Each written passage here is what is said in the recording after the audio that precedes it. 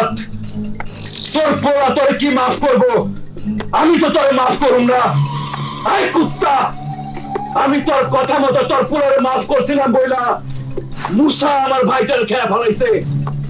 তাই আমি তোর এই পোলা মামুনের ডরা দিয়া ভাই হারানোর জ্বালা বুঝাই দিলাম। এইবার আমি তোর পোলা মুসারও খেয়া ফেলামো, খেয়া ফেলামো।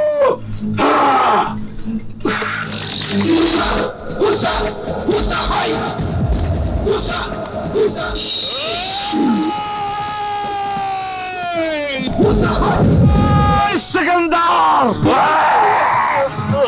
তুইও মনে রাখিস, সময় দেখবি কে ফুটবলার কে খেলোয়াড়।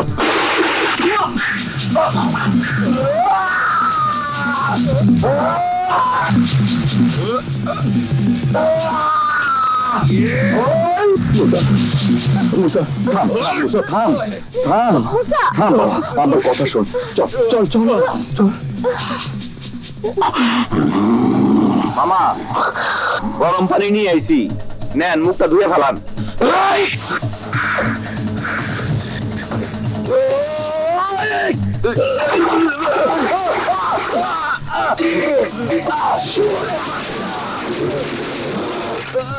গরম পানি না, গরম পানি না, আমি মুসার গরম রক্ত দিয়া গোসল করম, গোসল। শাহানা, মুসার শরীরে কার রক্ত তা এখন বলা দরকার। বাবা, আমি জানি তুমি তুমি আমার আসল পিতা নও। হ্যাঁ বাবা, রতনকে তুলে নিয়ে যাওয়ার পর বড় ভাইয়ের সাথে যখন তুমি কথা বলছিলে তখন তখন আমি সব শুনেছি। তুমি তুমি আমার পালক পিতা। আমি জানি না কে আমার জন্মদাতা বাবা। কেন বা জেনে শুনে সবকিছু আমার কাছে গোপন রেখেছ? নিজের ছেলে থাকতো আমাকে তুমি কেন এত বেশি ভালোবাসো? কেন ভালোবাসি?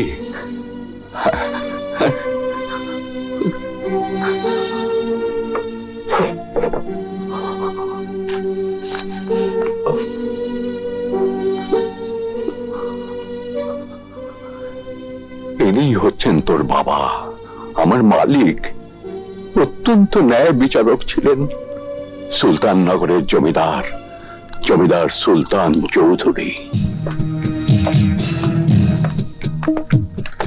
মালিক, তুমি জানো না শাহানা, বিচারের দিনে আমি রোজা রাখি যাতে ন্যায় বিচার থেকে কেউ বঞ্চিত না হয়। ন্যায় বিচার বোধহয় আমরা পাবো না। কেন, বাধা কোথায়? কাদের খান সুলতান চৌধুরীর আত্মীয় বলে কেউ ক্ষমা পাবে না। অপরাধীর অপরাধ প্রমাণিত হলে নিশ্চয়ই সে শাস্তি পাবে। হুজুর, কাদের খান আমার মেয়ের ইজ্জত নষ্ট করেছে, আর সেই ঘটনা ধামাচাপা দেওয়ার জন্য তাকে খুন করেছে। মিথ্যে কথা, সব মিথ্যে কথা।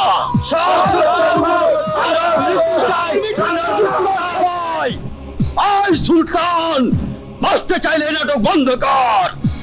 এই আমি সুলতান চৌধুরী বরদাস্ত করি না কোনো অন্যায়, জুলুম, কোন বাহাদুরি। বাঁচতে চাইলে আমাকে ছেড়ে দে বলছি। কাদের খান যে দোষী সবার সাক্ষ্যই তা প্রমাণ করে, তাই অপরাধীর শাস্তি মৃত্যুদণ্ড দেওয়া হইল।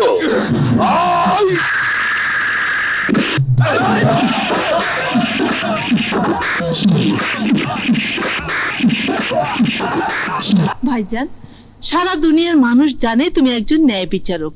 তুমি ইচ্ছে করলে বিচারটা অন্যভাবেও করতে পারতে ভাইজান। তোমার একবার অন্তত ভাবা উচিত ছিল আমি এবারের বউ। এইটা তোমার অন্যায় অভিযোগ। কাদের আমার ভাই হয়েছে তো কি হয়েছে? ভাই হিসাবে যে কাজটা আমার করা উচিত ছিল সেই কাজটাই ভাইজান করে বুঝাই দিছে। চরিত্রহীন লম্পট গো বাইচা থাকার কোনো অধিকার নাই। তোমার এই সুন্দর মানসিকতার জন্য অনেক খুশি হলাম সেকান্দার। আজ মনে হচ্ছে আমার বোন তোমাকে পছন্দ করে বিয়ে করে ভুল করেনি। রহমত, মালিক, বাদলকে কোলে নাও, বাড়িতে যেতে হবে। জি মালিক। ইফতার করার সময় হয়ে যাচ্ছে। ভাইজান, আর মাত্র 3 দিন পর বাদলের জন্মদিন, তাই বলছিলাম এই কটা দিন বাদল এখানেই থাক। তোর ভাবির মৃত্যুর পর বাদল তোর আর রহমতের স্ত্রীর কোলে কোলেই বড় হচ্ছে। এখন বাদলের মা বলতে তোরা দুজনই। যা ভালো মনে করবি তাই করবি। আইজ মনে হইতেছে ভাইজান কথাটা ঠিকই কইছে। নিজের সন্তানের দিকে তাকানোর সময় কই, গরিব কৃষক কথা ভাবতে ভাবতে ভাইজানের সময় কাইটা যায়। কৃষকের অভাব কষ্ট আমার সহ্য হয় না সিকান্দার। তাই এখন আমার একটাই স্বপ্ন, সুরমা নদীর উপর বাঁধটা তৈরি করার জন্য যেভাবেই হোক আমাকে প্ল্যানটা পাস করাতেই হবে। আসসালামু আলাইকুম। ওয়ালাইকুম আসসালাম। চৌধুরী সাহেব ভালো আছেন তো? আপনি তো ভালো করেই জানেন, নিজে ভালো থাকার জন্য আমি কখনো ভাবি না। সুরমা নদীর উপর বাঁধটা তৈরি হলেই এলাকার গরিব কৃষকরা ভালো থাকতে পারবে। আপনারা শুধু বারবার সার্ভে করেই যাচ্ছেন, কিন্তু বাঁধ তো আর তৈরি হচ্ছে না। আপনি কোনো চিন্তা করবেন না চৌধুরী সাহেব, আপনি শুধু মন্ত্রী মহোদয়ের অনুমোদনের ব্যবস্থা করে দিন, দেখবেন শীঘ্রই বাঁধের কাজ শুরু হয়ে যাবে। সুরমা নদীর উপর বাঁধ দিয়ে সেচ ব্যবস্থা না থাকার কারণে ওই এলাকার মানুষকে অর্ধাহারে অনাহারে থাকতে হয়। ব্যাপারটা আমার নলেজেও আছে। আরে নলেজে থাকলে তো আর বাঁধ হবে না। প্রজেক্টের প্ল্যানটা তো সরকারের মাধ্যমেই বাস্তবায়ন করতে হবে। আমিও স্বীকার করি, কিন্তু বাঁধ তৈরি এবং প্রজেক্ট করতে কৃষকদের যে জমি নষ্ট হবে সেই জমির ক্ষতিপূরণ তো সরকার দেবে না। তাই ইচ্ছা থাকা সত্ত্বেও আমি করতে পারছি না। আমি এই ক্ষতিপূরণ দেব। কৃষকের জমির পরিবর্তে আমার জমি থেকে কৃষকের নামে দলিল করে দেব। তাহলে অসুবিধে নেই, আমি প্ল্যান পাস করার অর্ডার দিয়ে দিচ্ছি। ভাইজান, আজ বাদলের জন্মদিন, মনে আছে তো? আছে রে আছে। ভাইজান তুমি তাড়াতাড়ি চলে এসো, আজ একসাথে খাবো। আরে ভাইজান বললো আসছে। তোমার ভাইজান যে ব্যস্ত মানুষ, তার কথা বিশ্বাস করতেছো? আমি যাই ভাইজানকে চ্যাংদোলা করে নিয়ে আসি।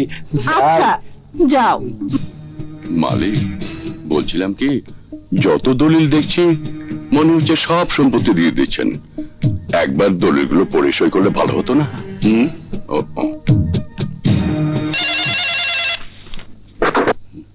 হ্যালো, ইয়ে দিচ্ছি মালিক। ভাইজান শোনো, তোমার বোন জামাইকে পাঠিয়েছি, তুমি দেরি করবে না, ওর সাথে তাড়াতাড়ি চলে আসবে। আসলে তুই বিশ্বাস করতে পারছিস না, এই তো আমি এক্ষুনি চলে আসছি। রহমত, জি। তুমি যাও, মমতাকে বলবে আমি দলিলগুলো কৃষকদের হাতে তুলে দিয়েই চলে আসছি। জি মালিক।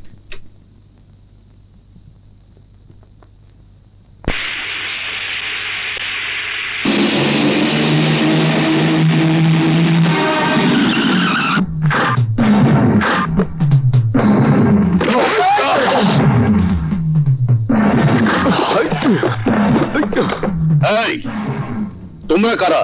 আমরা শয়তানের মামাতো ভাই, তোমারে খুন কইয়া দলিলগুলা নিতে চাই।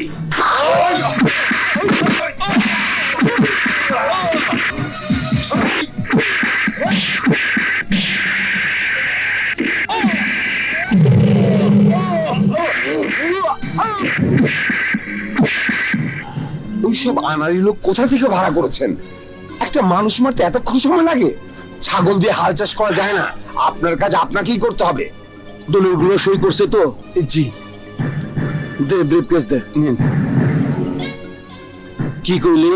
আমার কাম আমারে করতে হইব, খাইলে করি।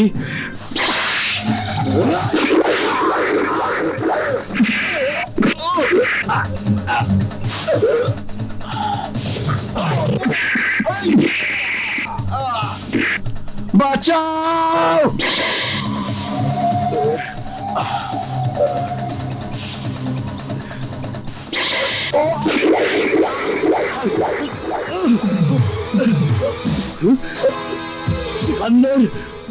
তুমি?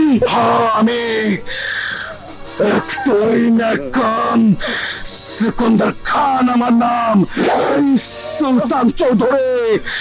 তোর সাথে প্রতারণা কইরা উকিলদের দিয়া সব দলিল আমার নামে লেখায় নিতে অন্তরে খুন কইরা আমার ভাইটারের সেবা করার লেগা উপরে বাসাইতেছি। সেখানদার, তুমি চাইলে তো আমার সব সম্পদ তোমাকে দিয়ে দিতাম।